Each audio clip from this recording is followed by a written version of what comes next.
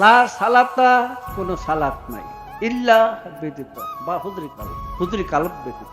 এটা কি জিনিস? কয়েক কলবের একাগ্রতার সাথে দৌড়াই ফেসালার কত ভালো না না। হুজুর শব্দটা হাজির শব্দের থেকে আসছে, ইংরেজিতে প্রেজেন্ট, বাংলাকে উপস্থিত বা হাজির নাকি।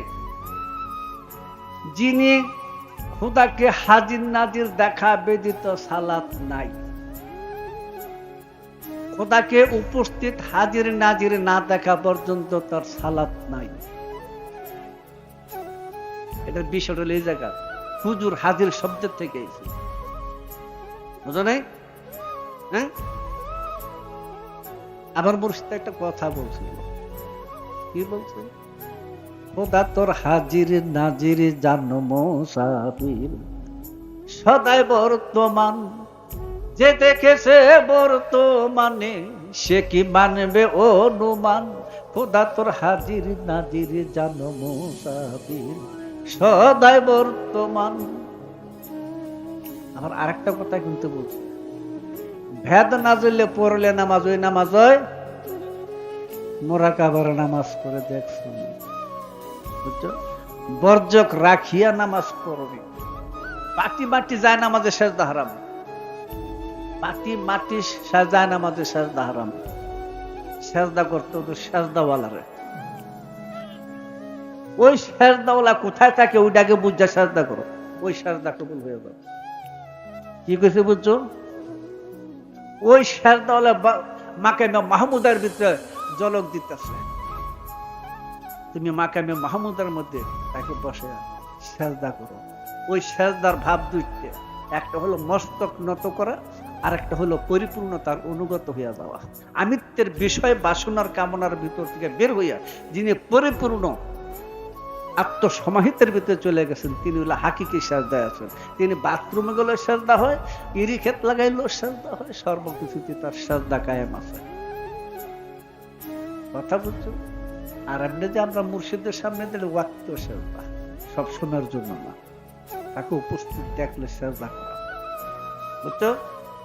এটা সুন্নি আলেমদার ভাষায় এটার নাম রাখছে সেজদায়ে তাজিমি, বুঝো না? এই যে সেজদা দেওয়া হবে, নামাজের সেজদা আছে না, হ্যাঁ, এই নামাজের সেজদা দুটা না, কোথায় থেকে আসে? যখন উলিল আরহামের ভিতরে আমি আহমদের সুরতে মস্তক নিচে দিয়েছি এক সেজদা, যখন মাতৃদার পার হইয়া দুনিয়াতে মাথা নত নিচে দিয়েছে আরেক সেজদা, আহমদে মোহাম্মদের সুরতে দুই সেজদা নামাজে এখনো আছে। কথা বলছো? নামাজের রহস্যের কথার শেষ। কথা বুঝছো? ওই যে কি জানি বলছিল,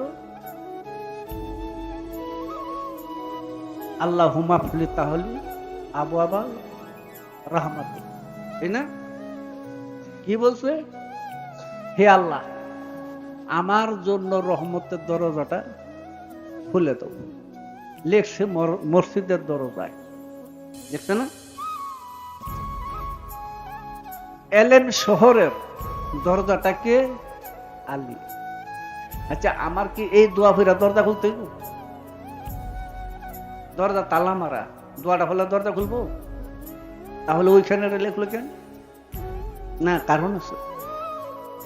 সবকিছুর একটা জাহির, একটা বাতিন আছে, একটা মেজাজে, একটা হাকিকে আছে, আছে না? ওয়াজবাকা নিয়ামহ জাহিরাতান ওয়া বাতিনান, সূরা লোকমান 20 নম্বর আয়াত। ওইটা জাহিরি মসজিদ, ইট পাথরের মসজিদ, ওটা আসল মসজিদ না। ওটা মসজিদের রূপক, তাসাবাহা মুতাশাবিহা, রূপক, আসল না। আসলকে চিনাইতে যায় ওই মসজিদ। তাই ওই মসজিদে যেটা লিখছে এটা আসলে সত্যই লিখছে। কারণটা কি? রুহে ইনসানির ঘর, যিনি তিন জমাত ওতে তিন দায়রা অতিক্রম করে চতুর্থ দায়রার ভিতরে আরোহণ করছেন, সেইখানে যখন রূহ কুরসি পরমাত্মার গুণ খাসিয়ত জাগ্রত হয়ে উঠছে, ওই পাক মানুষের রুহে ইনসানির পাক দেহটাকে বলা হয় মসজিদ। তুমি ওই খেউডার দরজা যদি খুলতে চাও তো আলীর সাথে সংযোগ রাখো, তাহলে মাওলা আলীর সাথে সংযোগ রাখো। কি গেছি বুঝছো?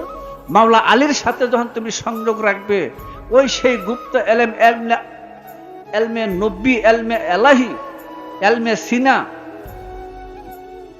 আল্লাহর আসমানি এলেম তোমার মধ্যে চলে আসবে। তোমার মধ্যে চলে আসলে তোমার মধ্যে সূরা ফাতিহা হইয়া যাবে। ফাতিহা অর্থ হলো দরজা খোলা, উন্মোচন করা। কথা বলছো?